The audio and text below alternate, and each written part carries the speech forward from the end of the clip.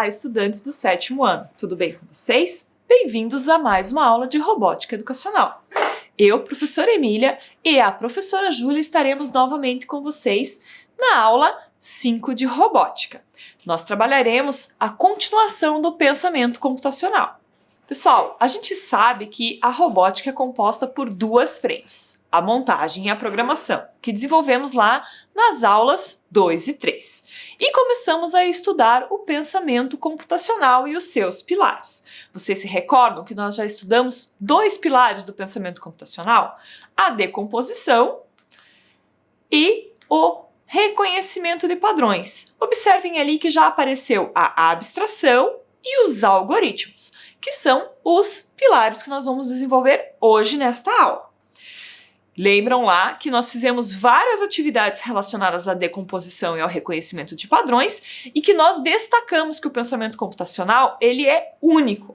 Portanto, várias das atividades que a gente fez envolvem outros pilares, mas a gente destacou algum deles. Quando nós formos nos exercitar o pensamento computacional, a gente vai precisar sempre ter em foco que ele é subdividido nesses 4 pilares, mas que eles podem funcionar juntos e se complementando. Agora a gente vai ver o primeiro pilar de hoje, que é a abstração.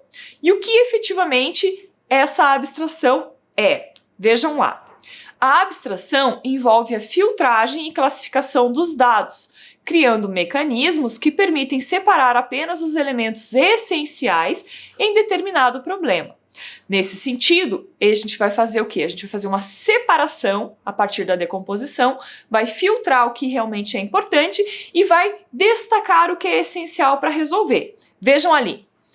A abstração exclui tudo aquilo que não é essencial para a solução de um problema. E a gente vai ficando só com aquilo que responde à minha pergunta. Vamos ver aqui o desafio, né? E vamos executar um exercício para entendermos como funciona a filtragem, certo? Esse momento de filtrar todos os elementos e chegar a uma resposta essencial. Observem aqui o exercício. Pedro precisa de um acessório para sair. Vamos descobrir qual ele irá escolher? Temos ali alguns chapéus, temos uma doma, temos capacete, temos boné, temos ali também algumas toucas, né? Vários exemplos ali diferentes de acessórios para a cabeça. Agora, eu pergunto para vocês, qual será que ele vai escolher para sair?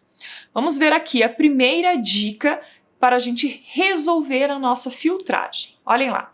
O acessório que Pedro escolheu só tem uma cor. Nesse sentido, todos os acessórios coloridos vão precisar ser retirados. Então, foi lá o primeiro acessório, o chapéu também de aniversário, esse outro que tinha uma fita azul, esse outro aqui também não é. Olha lá, quantos estão sumindo?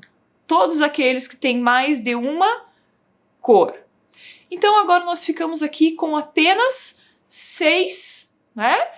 E vamos ver qual deles vai ser filtrado ou vai ser retirado na nossa próxima dica. Olha lá, o acessório não é preto. Portanto, a gente tem 2 chapéus aqui, uma cartola e um chapéu coco que são pretos e eles vão ser então retirados deste processo, ok? Ficamos com 4 acessórios. Qual deles será que vai ser retirado na nossa próxima dica? Olha ali, o acessório que Pedro escolheu não é branco. Portanto, a gente tem aqui o nosso chapéu do chefe vai ser retirado, que ele também não faz parte. A dica seguinte diz o seguinte, o acessório não é feito de lã, portanto, a nossa touca verde acaba de ser filtrada, ela foi retirada. E aí ficamos com 2 unidades, 2 acessórios, o boné vermelho e ficamos também com um capacete de obras amarelo. Qual será esse acessório, né? O acessório que ele escolheu não é amarelo. Então, o chapéu de obras amarelo também foi filtrado.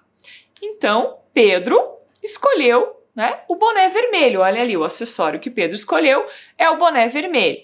Então, fizemos o quê? Um processo de filtragem. Fomos pegando aos poucos dicas E fomos elaborando o quê? Essa filtragem, eliminando aquilo que não correspondia ao acessório que Pedro iria utilizar. Isso parece um pouco difícil no começo, quando a gente está falando, mas nós vamos fazer mais um exercício para a gente conseguir, assim, chegar mais próximo do que é um processo de abstração. Vejam aqui comigo o nosso segundo exercício sobre abstração. Vamos abstrair os mapas até encontrar a cidade de Curitiba. Então observem que a gente tem na tela um mapa mundi. Dentro desse mapa mundi nós temos ali os continentes, né? E temos várias cidades dentro desses continentes, mas a gente precisa localizar só a cidade de Curitiba. Esse é o nosso desafio. Então nós vamos fazer o quê? A abstração, vamos filtrando, filtrando, filtrando, até chegar à essência da resolução do nosso problema. Vejam ali, o primeiro vai ser o continente americano. Então nós abstraímos do mapa mundi apenas o continente americano, que é composto pela América do Sul e pela América do Norte, né? E também pela América Central. Temos ali o continente completo, mas para chegarmos à cidade de Curitiba, vamos precisar reduzir ainda mais, vamos fazer mais uma filtragem. Então ficamos apenas agora com a América do Sul. Temos ali a localização, né, de Curitiba, dentro da América do Sul ainda é muito grande.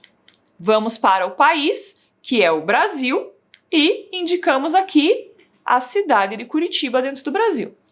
Observamos que isso ainda é muito complexo, muito grande, vamos precisar reduzir mais um pouco. Então vamos reduzir a região sul. E assim a gente já começa a ver ali o nosso pontinho da cidade de Curitiba muito maior, né? E estabilizado ali, destacado em azul. Então sabemos ali que a região sul tem o Paraná, Santa Catarina e Rio Grande do Sul, mas que Curitiba fica no estado do Paraná. Essa é a nossa próxima abstração.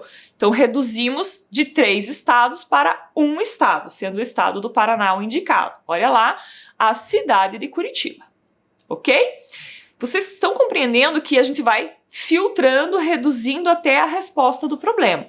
Isso é importante. Então estamos reduzindo do mapa mundi até a cidade. Depois aqui do estado do Paraná, a gente vai reduzir esse estado apenas a região leste, que é aonde fica a cidade de Curitiba e outras cidades que compõem essa região leste. Mas vejam ali que já está começando até a aparecer o nome da cidade, certo? Agora, a gente coloca aqui a cidade de Curitiba. A gente está ali, ó, indicando a cidade como um todo. Vocês conseguiram observar que nós temos a possibilidade de filtrar todas as informações e irmos reduzindo aos poucos até chegar à nossa resposta correspondente ao desafio ou ao exercício solicitado. Isso acontece por quê? Porque nós vamos reduzindo aos poucos e procurando a resposta mais correta. Isso faz parte daquela classificação que a gente já trabalhou lá nos outros pilares, certo? Então a gente decompõe e vai reconhecendo alguns padrões e utilizando da abstração para chegar à resposta correta. Vamos fazer o seguinte exercício. Vamos utilizar outro exemplo de abstração utilizando acessórios de áudio. E por que a gente vai utilizar acessórios de áudio? Porque na nossa realidade, na nossa vida cotidiana, faz parte utilizar, né? Nós temos sempre aí fones de ouvido, temos muitos outros que fazem parte do nosso cotidiano. Então vamos exercitar isso na prática. Vocês estão vendo aqui que eu tenho vários fones de ouvido, certo? E primeiro, antes da gente começar a fazer a abstração, a gente vai aplicar aquele conhecimento da aula passada sobre reconhecimento de padrões. O que isso quer dizer? Quer dizer que eu tenho uma diversidade aqui de fones de ouvido, todos eles funcionam para a gente ouvir música, para a gente ouvir uma palestra, para a gente fazer, né, ali a nossa aula quando a gente está conectado ao computador ou ao celular, né? Mas vejam, antes da gente fazer a abstração, certo? A gente vai fazer esse reconhecimento de padrões. De que forma? Eu poderia fazer esse reconhecimento de padrões por cores, separando todos os que são preto, dos azuis e dos brancos. Então, por exemplo, eu colocaria todos os pretos para cá, os brancos aqui. Olha lá, esse aqui, por exemplo, ele é preto com prata, então ele não entraria na classificação dos pretos, ele ficaria numa outra classificação, se eu classificasse por cor, certo? Mas eu também poderia fazer uma classificação diferente. Eu poderia classificar, reconhecendo padrões, relacionando os fones de ouvido que têm fios dos que não têm fios. Então, por exemplo, esse aqui não tem fio, esses têm. Então eu vou colocar esses para cá, esse aqui não tem fio, vou pôr para cá. Então eu tenho esse aqui também não tem fio, ele ficaria para cá, e esses todos ficariam para cá. Então, observem que a classificação e o reconhecimento daquele padrão que eu estou estipulando também faz parte do processo, certo? Nós estamos vendo aqui que nós temos, por exemplo, um headset e temos vários headphones e temos esses daqui que são, né, com fio, mas eles encaixam bem certinho dentro do nosso ouvido. Nós temos os intra-auriculares, temos vários tipos. Mas, agora que nós aprendemos a classificar de acordo com um padrão específico, eu quero ver com vocês o seguinte. Vocês lembram da professora Júlia, certo? Ela vai vir aqui porque ela é que vai dizer para mim qual é o fone de ouvido que eu tenho que abstrair. Então, ela vai me dar as dicas. Vamos lá? Professora Júlia, vem para cá! Olá, tudo bem com vocês? Professora Júlia, tudo bem? Diga para mim o seguinte. Você vai me contando aí quais são as dicas de abstração, certo? Então, eu escolhi um fone de ouvido e eu vou repassar algumas dicas. Ok. E nós vamos eliminando alguns fones que não pertencem à minha escolha, tá bom? Ok. Então, vamos lá. A primeira dica que eu vou dar, meu fone de ouvido que eu escolhi não é azul. Não é nem azul nem escuro, nem azul claro. Portanto, a gente tem aqui, então nós vamos eliminar esses dois fones aqui que são azuis, certo? Isso então, mesmo. eu vou retirá-los e vou colocar para cá. Então, vou sempre fazer assim, ó, vou pôr para cá o que não e o que pode ser para lá. Então, esse aqui não pode ser. Deixa eu colocar esses aqui, ó. Professora Júlia, ó, usa o álcool aí que eu andei mexendo nesses. Isso. Pronto. Para cá também. Então, o meu fone de ouvido, ele também não é branco. Eu não gosto muito da cor branca. Então, eu tenho aqui fones de ouvido branco. Eu tenho esses dois. Com fio. E tenho também esse aqui auricular. Então, esse também não é. Não é. E olha, perceba só a diferença, professora Emília. Ele é diferente desse aqui, né? Mas por ser branco, eu vou eliminar ele. Tá bom. Não é. Então, não é esse fone branco. Não é. Então, põe aqui pra mim. Troquei aqui do ladinho. A gente vai passar álcool nele também. Passa álcool na sua mão. Isso. E põe pra cá. Não é branco. Não é branco. Então, a gente tem aqui os pretos, os headphones. Temos esse aqui que é preto também. E aí? Então, o meu fone, ele não tem fio. Ou seja, não é nem o headphone e nem o fone normal, simples, que é só com fio. Nossa, eu achei que você tivesse escolhido esse, porque ele tem aqui um detalhezinho colorido e tal, tipo um sorvete pretinho, mas também não quis esses pretos aqui.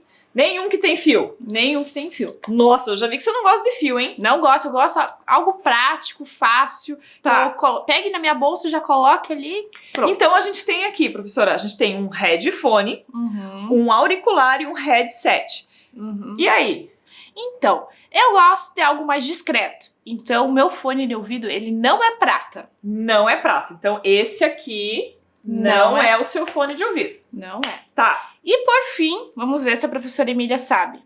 Vamos ver. É que você falou que você é discreta. Então, eu acho que entre um headphone sem fio e um fone auricular, você vai preferir o auricular via Bluetooth. Bluetooth. Muito bem. Então, meu fone de ouvido não é um headphone. Eu prefiro o intra-auricular. Então, vamos retirar o headphone. E você ficou com esse aí, então? Esse aí, que ele é compacto, discreto e que não é pesado. Pessoal, vocês conseguiram compreender que, de acordo com o que a professora Júlia foi falando, nós conseguimos...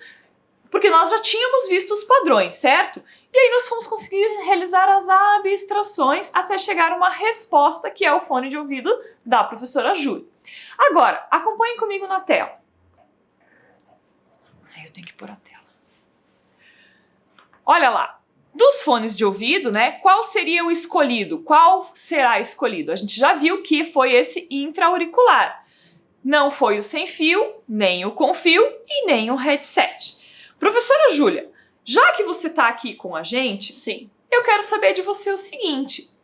A gente tem um outro pilar, não tem? Sim, nós temos o nosso último pilar. Que esse chama algoritmos, não é? Algoritmo. Relembrando, já trabalhamos a decomposição. Qual que é o outro pilar que nós trabalhamos? O reconhecimento de padrões. Reconhecimento dos padrões, que a professora fez uma análise aqui, né? E a abstração, que é da aula de hoje. E por último, agora nós vamos ver o algoritmo, que é um pilar muito importante no pensamento computacional. Vamos aprender um pouquinho sobre como que funciona, o que é o algoritmo. E para isso, quem vai explicar pra gente é a professora Júlia, e vamos ver como que ela vai fazer isso. Olhem lá. Então, agora eu vou explicar para vocês o nosso último pilar, que é o algoritmo. O que será que é o algoritmo? O algoritmo, ele é um conjunto de instruções, ou seja, regras claras, é um passo a passo do que eu devo seguir num determinado problema, ou, por exemplo, eu tenho uma situação aqui, eu preciso resolver ela, e eu preciso seguir um passo a passo, eu não posso pular para a última fase. Por exemplo, eu vou resolver um quebra-cabeça. Eu tenho esse quebra-cabeça e eu preciso começar separando as peças. Eu posso já iniciar a montagem sem separar as peças? Não. Então são regras. Assim como em outros jogos, existem regras que eu preciso seguir. Então são conjunto de instruções claras, necessárias e ordenadas para a solução de um problema. Vamos ver agora um vídeo, quero que vocês olhem ali para a tela, porque nós vamos ver um vídeo explicando o que é o algoritmo de fato. Vamos olhar? Você já deve ter ouvido falar sobre o termo algoritmo na internet ou em conversas sobre tecnologia. Mas o que isso significa e para que é usado? É simples. Um algoritmo é um conjunto de passos usados para fazer uma tarefa específica. Funciona como um bloco de informações que permite que dispositivos como smartphones, computadores e sites funcionem. Mas além de serem usados pela tecnologia, muitas das coisas que fazemos todos os dias são semelhantes aos algoritmos. Um exemplo pode ser a preparação de macarrões. Para cozinhá-los, você deve seguir uma série de etapas numa ordem específica.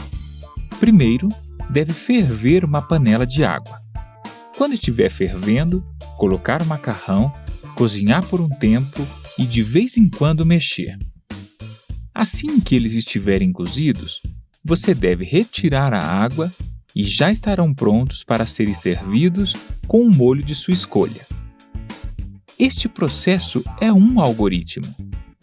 Isso porque foram seguidos alguns passos numa ordem e no final conseguíamos o que queríamos, um delicioso prato de macarrão. Mas se você tivesse cometido um erro, como cozinhar muito a massa ou deixá-la crua, o resultado não seria bom. Os programas funcionam da mesma forma. Seu código é feito de algoritmos que dizem a eles o que fazer. Suponhamos que usaremos um aplicativo para ir até um lugar. Assim que informamos o destino, o aplicativo usa um algoritmo para observar as rotas disponíveis. Em seguida, ele usa um algoritmo diferente que analisa o tráfego do momento. Finalmente, um terceiro algoritmo pega essas informações e calcula a melhor rota para chegar ao destino. Esses três algoritmos são integrados ao código do aplicativo. Se houver algum tipo de erro, o aplicativo não poderia executar os algoritmos, ou seja, não daria as instruções corretas. Estes exemplos mostram como humanos e computadores podem usar algoritmos para realizar tarefas diárias, com a diferença de que as máquinas os utilizam para calcularem com maior velocidade e precisão. Concluindo, o futuro da tecnologia visa evoluir e melhorar as tarefas que realizamos. E por isso, enquanto a codificação e a programação ainda forem usadas, os algoritmos serão a base para o desenvolvimento dessas tecnologias. GCF Global, criando oportunidades para uma vida melhor. Vocês viram que legal esse vídeo que explica como que funciona o algoritmo no nosso dia a dia, no cotidiano? Então, agora eu vou mostrar para vocês como que funciona esse algoritmo numa situação do nosso dia a dia. Por exemplo, o fone que eu escolhi lá com a professora Emília, naquela dinâmica, eu vou conectar ele em um dispositivo e vocês vão ver as instruções, como que funciona esse processo. Então, esse fone aqui, ele é por Bluetooth. Como assim, professora Júlia? Eu preciso, então, aqui ó, peguei o meu tablet, vou fechar aqui, opa, a caneta caiu, não tem problema.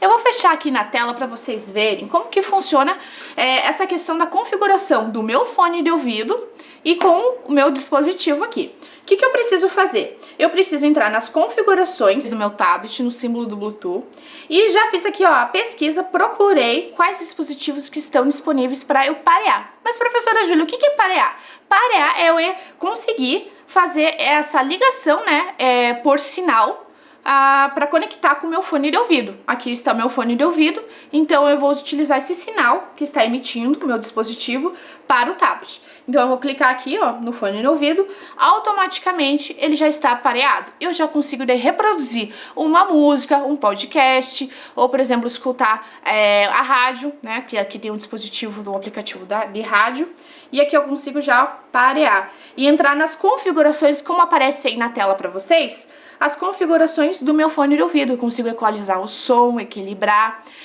por exemplo, configurar para passar a música em um fone ou outro, né, de um lado. Então é isso. Então, como vocês perceberam que agora nós fizemos essa pareação, eu vou mostrar para vocês ali, observem ali na tela que tem o passo a passo também de como que foi feito esse processo aqui na prática.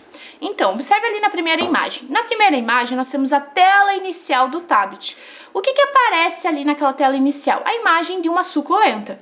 Então eu preciso primeiro ligar o meu tablet, depois na segunda imagem já entro nas configurações. Observem ali, nas configurações aparecem alguns dispositivos, né, que estão ao redor, porque quando eu vou procurar, ele vai procurar todos os sinais disponíveis naquele ambiente. E vou encontrar então o nome do meu fone de ouvido, vou clicar ali nas configurações, né, do Bluetooth e vou parear. Automaticamente pareando o meu fone de ouvido, eu vou acessar as configurações. Eu tenho essa possibilidade de acessar as configurações do fone de ouvido. Mas como assim, professora Júlia, as configurações? É para vocês terem a possibilidade, por exemplo, de equalizar o som, regular, por exemplo, que nem eu comentei com vocês antes, a questão da passagem da música, do volume que eu consigo sincronizar e deixar configurado no meu fone de ouvido. E na quarta imagem última é o aplicativo de reprodução de música, onde eu consigo selecionar e ouvir uma música. Mas professora Júlia, você me explicou como que funciona, né, um fone de ouvido intra-auricular com entrada ali, né, a pareação por Bluetooth. Mas como que funciona com um fone de ouvido com fio? É mais fácil. Vamos ver na próxima tela? Vamos observar? Então, na próxima tela ali, observem que eu tenho ali o meu fone de ouvido com fio, certo? E a única coisa que eu preciso fazer é conectar ele na entrada ali do meu tablet, no meu dispositivo. Ou no celular, ou no tablet, ou em qualquer outro dispositivo que que utilize essa questão da reprodução de música. Então eu vou conectar aqui para vocês visualizarem como está ali na tela. Pronto, conectei.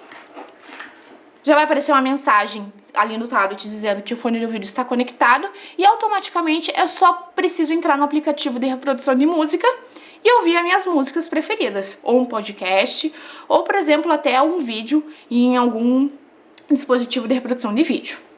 Então é isso. E por exemplo, esse headphone também funciona em duas formas. Ou por Bluetooth, ou eu posso conectar ele, que ele tem uma entrada para você conectar um fio.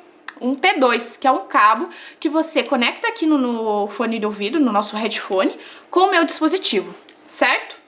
Então agora vamos ver aqui, olha só, eu falei de um termo tanto na tela anterior, que vocês observaram como nessa, que é um termo muito utilizado no nosso dia a dia, hoje em dia, que é o Bluetooth. Mas o que é isso, será?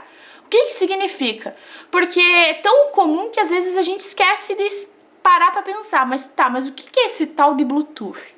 Então, o Bluetooth, observem ali na tela, que é um protocolo de comunicação projetado originalmente para curto alcance. Ou seja, se eu estiver em outro lugar, em outro espaço, outro ambiente, eu não consigo me conectar com o meu tablet, com o meu fone de ouvido. Eu não consigo fazer essa conexão. Por quê? Porque a ideia é de você estar próximo do seu dispositivo, junto com o seu fone de ouvido, por exemplo. Então é de curto alcance e baixo consumo de energia, que permite dois dispositivos trocarem informações entre si sem cabos. Então é algo que veio para facilitar a nossa vida, sem esses fios, né?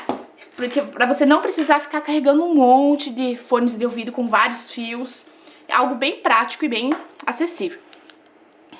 O Bluetooth, ele utiliza uma frequência de rádio específica que permite que duas pontas se identifiquem e se conectem. Como assim, professora? Pontas? Pontas da ideia de fio. Não, mas é só essa questão relacionada a sinal, tá? Através dele é possível enviar arquivos como músicas, vídeos, documentos, entre outros. Ou seja, o Bluetooth ele não funciona somente para reproduzir música, mas eu posso parear, por exemplo, um tablet e um celular e enviar um arquivo, um documento. Eu posso enviar uma música, por exemplo, se a professora Emília estivesse aqui e com o celular dela, eu conseguiria parear e enviar um arquivo, algum documento para ela. Agora que já sabemos como que funciona essa questão da transmissão de dados por sinal, eu vou lançar um desafio para vocês. Vamos sair um pouquinho dessa parte tecnológica e vamos pensar aqui no algoritmo. Lembrando que o algoritmo é uma regra, são instruções, são regras passo a passo para resolver um problema. E eu tenho um desafio aqui. Vamos tentar resolver esse problema aqui. Qual é o passo a passo adequado para realizar a troca de lâmpada? Vejam só, ali eu tenho uma lâmpada que eu preciso trocar. Ela está queimada.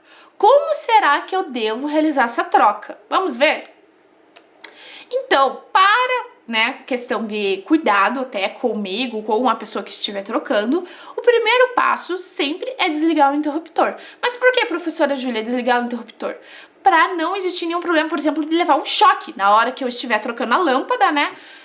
Pode ser que se eu deixar o interruptor ligado, eu posso acabar levando um choque. Então, para evitar, eu desligo primeiro o interruptor. Depois, eu retiro a lâmpada que apresentou um problema, ou seja, aquela lâmpada que estava queimada ou apresentando falhas, né, que estava piscando, eu retiro ela. Ao retirar essa lâmpada, eu pego uma lâmpada nova e coloco ela no seu devido lugar, aonde está sem lâmpada. Depois é só ligar, né, então, o interruptor e verificar se a lâmpada acendeu. Fim do algoritmo. Agora, vejam só, vou lançar um outro desafio dentro desse mesmo desafio. Vamos pensar um pouquinho. Eu posso pegar uma lâmpada nova e tentar colocar, sendo que eu nem retirei? Não. Ou seja, aí que está a regra do algoritmo. Eu preciso primeiro desenvolver um passo a passo, uma instrução, porque senão eu não vou conseguir chegar no meu resultado final. Então, sempre ali no caso da lâmpada, eu preciso desligar o interruptor, retirar a lâmpada velha para depois, então, colocar a lâmpada nova. Agora nós vamos fazer um desafio bem diferente. Relembrando aqui agora um pouquinho as aulas passadas com a professora Emília, ela mostrou para vocês a montagem de um carrinho. Mas essa montagem, ela precisa, realizar um passo a passo. Por quê? Porque eu não posso, por exemplo, lá no final, fazer um engate, por exemplo, de uma roda, sendo que eu preciso da programação, preciso primeiro das montagens das peças menores, então eu não posso pular os passos, eu preciso primeiro separar. Vocês vão ver ali nas próximas telas, né? Vocês vão observar que existe um passo a passo para desenvolver esse problema, certo? Então aqui, olha só, o passo 1, eu vou mostrar para vocês, a professora Júlia separou aqui essa cartela junto com o nosso material aqui das peças do kit do Ludo Bolt. E eu vou mostrar para vocês, conforme ali na tela, esse passo a passo, né, o nosso algoritmo, como que funciona a montagem de um carrinho. E vocês vão observar ali na tela que o primeiro passo fala justamente disso, separar as peças. Então vamos observar aqui, olha só, eu trouxe a caixa junto com o meu passo a passo. E olha só que legal, essa caixa aqui, ó, na parte da tampa, já aparece aqui a quantidade de peças, trabalhando um dos pilares, né, que é o reconhecimento de padrões, já traz a quantidade de peças. que tem dentro dessa caixa aqui. E eu preciso separar, então, as peças do meu carrinho para montagem. Esse é o passo 1 da minha placa aqui, ó, que eu tenho, e vocês podem observar ali na tela, que é do nosso algoritmo. Eu preciso separar aqui o meu corpo, que é o motor, né, o corpo e o cérebro do meu robozinho, certo? E preciso separar outros itens que estão aqui no plastiquinho, como as rodas, os eixos. Então, eu preciso do cabo para realizar a conexão com o meu carrinho, para fazer a programação, porque sem esse cabo eu não consigo passar a programação, certo? Qual que é o segundo passo? Vamos ver ali na tela? O segundo passo, eu vou estar unindo as rodas aos eixos. Então, eu vou realizar ali a montagem da rodinha com o eixo. Vamos ver na próxima tela? Olhem ali, observe. A próxima tela é vocês conectarem, né, a parte do corpo com o eixo e a roda. O passo 4, eu vou conectar a parte do cérebro, que é onde vai receber a programação, o cabinho. E essa parte é muito importante, vocês observem ali na tela, eu preciso conectar naquele encaixe, naquela primeira entrada ali, porque senão, se eu conectar em outra entrada, não vai receber a programação, certo? E o nosso último passo, por fim, então, é conectar o corpo com o cérebro, que é a parte de baixo, onde estão as rodas, mais o engate ali, onde recebe a programação, certo? Esse é o passo a passo para realizar a montagem do carrinho. Então, sem a programação, esse é o único algoritmo da montagem. Se eu fosse realizar a programação, é um outro algoritmo. Agora nós vamos fazer um outro desafio. Um desafio muito interessante. Observem ali na tela. É o Tangram. Então eu vou mostrar para vocês como que funciona o algoritmo do Tangram. Olha só, percebam aqui que a professora Júlia já separou alguns materiais e algumas peças do nosso jogo Tangram. E eu vou mostrar aqui para vocês o que eu tenho. Aqui eu tenho algumas folhas coloridas, uma tesoura, uma régua e uma canetinha. Aqui eu tenho as peças do Tangram em madeira e eu fiz também aqui para vocês darem uma olhada o Tangram em papel. Mas antes de a gente iniciar essa montagem, e eu vou estar realizando aqui com vocês também uma montagem do quebra-cabeça para vocês perceberem como é fácil que dá para fazer em casa, eu vou passar aqui para vocês um pouquinho da história para vocês conhecerem de como que surgiu o Tangram. O Tangram ele é um quebra-cabeça chinês que surgiu há muito tempo atrás, há séculos atrás. E ele é formado por 7 peças chamadas de tans. Formado aqui, olha só, por 2 triângulos grandes. Olha lá, 2 triângulos grandes. 2 triângulos pequenos. Um triângulo médio. Um quadrado. E um paralelogramo. Olha só o formato aqui que diferente. E essas 7 peças eu consigo formar centenas e centenas de montagens de quebra-cabeças diferentes. Consigo desde montagens de animais até de objetos. E agora, como será que eu faço para criar essas peças? Como que eu consigo recortar desse tamanho certinho? Então a professora Júlia vai separar aqui essas peças. Eu vou escolher aqui essa folha amarela, mas pode ser feita de uma folha sulfite. Percebam que essa folha aqui, ela tem um tamanho de uma folha A4. E eu preciso transformar essa folha aqui, olha só, eu vou passar aqui para vocês. Aqui conta aqui um pouquinho da história que a professora Júlia já falou para vocês, certo? E percebam que aqui eu preciso transformar essa folha em um quadrado. Como assim, professora Júlia, em um quadrado? Primeiro passo, eu preciso unir aqui a ponta dessa folha até o outro lado, formando quase que um triângulo. Olha só. Essa parte de baixo aqui que está sobrando, nós vamos dobrar ela pra cima. Como assim, professora Júlia? Olha, eu vou dobrar ela aqui, ó, sentido contrário, porque daí eu vou conseguir cortar. Eu preciso fazer o friso, a marcação pra cortar. Então, deixa eu dobrar ela aqui certinho. Após que eu fiz o friso ali, eu posso já realizar o corte. Vou pegar aqui a minha tesoura.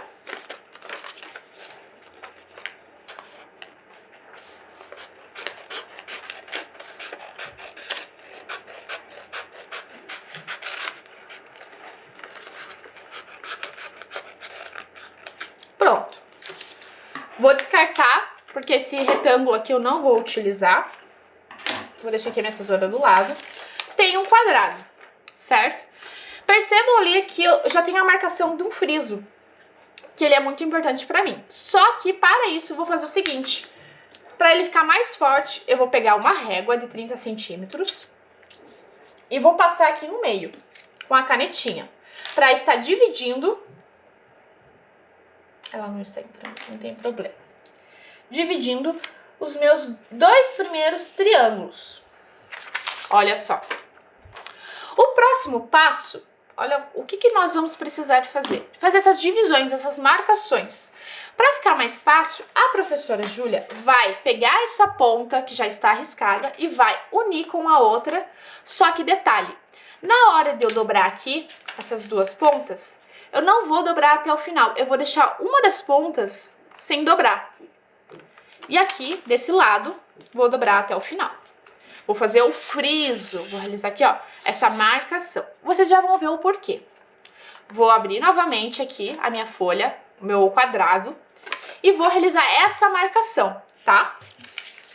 E vou aproveitar, antes de fazer a marcação, vou usar aquela ponta que eu não realizei o friso até o final e vou dobrar até o meio onde existe essa marcação. Pronto. Vocês já vão perceber, vou passar a canetinha que vai ficar mais fácil para vocês visualizarem, que aqui eu já tenho um triângulo, certo? Então eu vou passar aqui. Vou dividir ao meio, certo? E percebo que eu vou dividir o meio até o final. Pronto, chegamos. Perceba que eu estou fazendo passo a passo, ou seja, seguindo as instruções de um algoritmo, certo? Então aqui eu já tenho os meus 2 triângulos grandes. Aqui eu tenho meu triângulo médio. E agora, o que será que falta? Falta o quadrado, o paralelogramo e um triângulo, certo? Vamos construir as outras peças? Deixa eu aqui passar para a próxima tela para vocês observarem o terceiro passo. O terceiro passo é o seguinte. Eu vou precisar fazer uma marcação e dividir esse meu quadrado aqui, por exemplo, ao meio. Ao meio que eu digo o seguinte, até a metade desse meu quadrado aqui, vamos ver quantos centímetros eu tenho? Eu tenho 15 centímetros. Qual será que é a metade de 15 centímetros? A metade de 15 centímetros é 7 centímetros e meio. Então eu vou fazer uma marcação aqui, só para saber.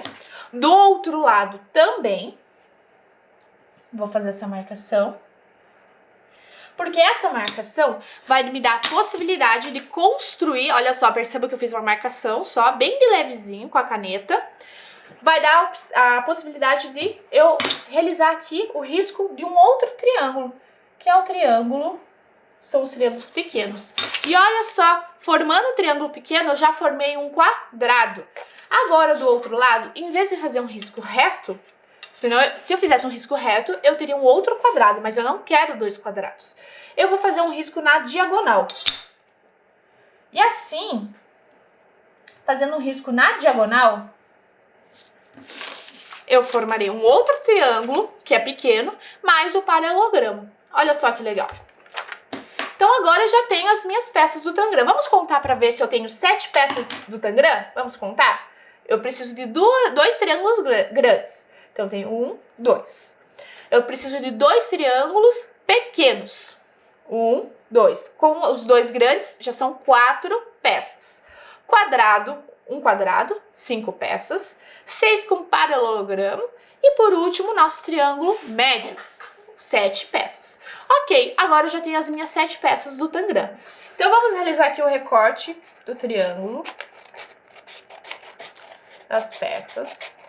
Mas vejam só, a professora Júlia, aqui eu cortei o triângulo médio.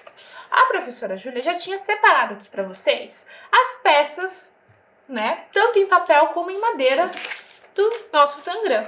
Então eu vou deixar aqui esse material aqui de lado. Olha só, vejam só, que eu tenho todas as peças. Para montagem, para ficar mais fácil para vocês visualizarem, eu vou usar aqui as peças de madeira. Vejam só o tamanho delas aqui. É um pouquinho diferente, mas eu tenho 2 triângulos pequenos, um triângulo médio e 2 triângulos grandes. Então, antes de realizar a montagem com as nossas peças aqui, de madeira ou de papel, eu vou trabalhar aqui, desenvolver aqui um pouquinho com vocês a questão do algoritmo do Tangram. Como que funciona esse passo a passo? Porque eu repassei para vocês as instruções. Primeiro, vamos formar aqui o nosso quadrado, certo? Então, retomando aqui com vocês, que eu preciso primeiro de uma folha sulfite e transformar ela em um quadrado. Transformando ela em um quadrado, eu vou dividir ela ao meio, dobrando ela, as pontas, e passando uma linha ao meio dessa folha, desse quadrado.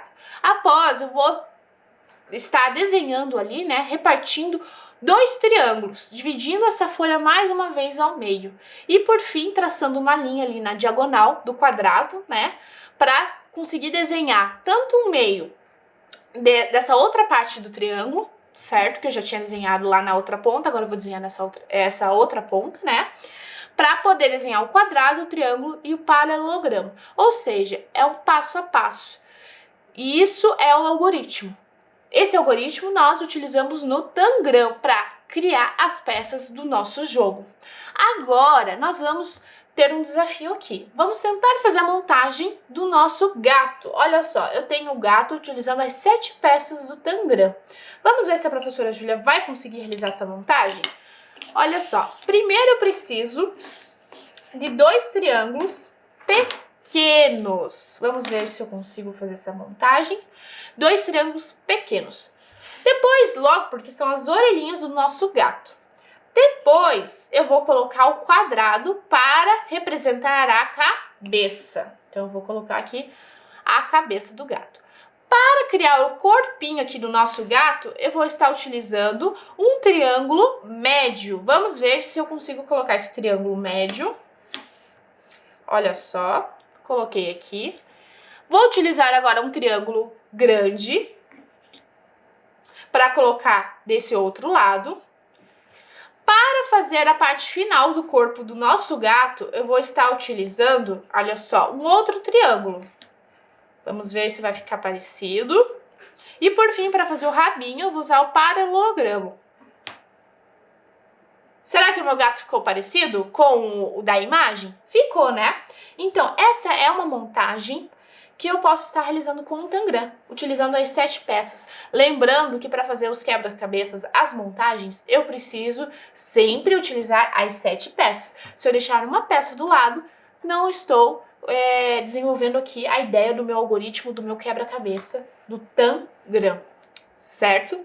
Vejam só, finalizamos o nosso gato, nossa montagem do quebra-cabeça. E agora, vamos finalizar a aula lembrando do pensamento computacional que trabalhamos nessas 2 últimas aulas.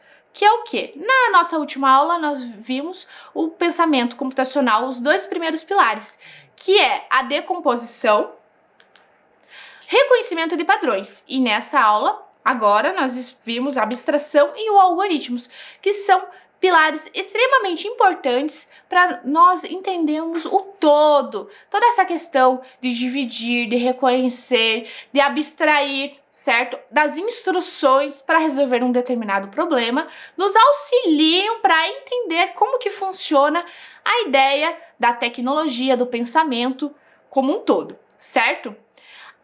Eu quero também repassar para vocês uma questão assim, se vocês estiverem desenvolvendo alguma atividade, fizeram algum tipo de registro e vocês quiserem mandar alguma foto para nós, fiquem à vontade. É só vocês enviarem para o nosso e-mail robotica@curitiba.pr.gov.br e vamos ficar muito felizes de receber. Então é isso, pessoal. Até a próxima aula, que nós vamos aprender muito mais sobre a robótica na educação.